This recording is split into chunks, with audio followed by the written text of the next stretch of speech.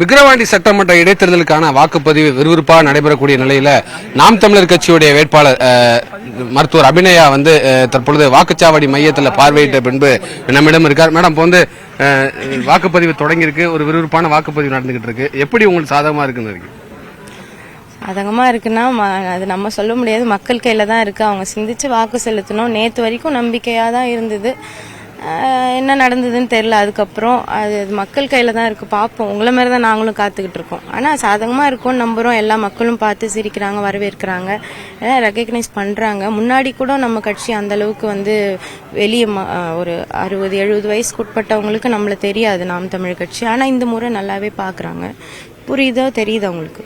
மக்கள்கிட்ட வாக்களிக்கிறதுல ஆர்வம் இருக்கா?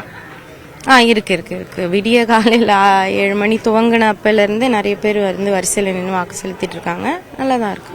உங்களுடைய பிரச்சாரம் பரப்புரை எப்படி எடுபட்டுச்சு வாக்காளர்? அது ரிசல்ட் அன்னைக்கு தானே தெரியும் அது எப்படி எடுபட்டிருக்கு.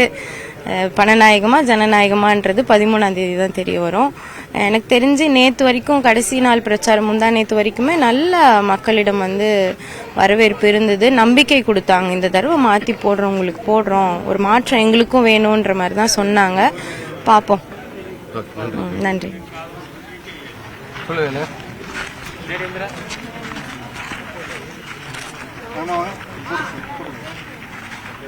அட்ரஸ்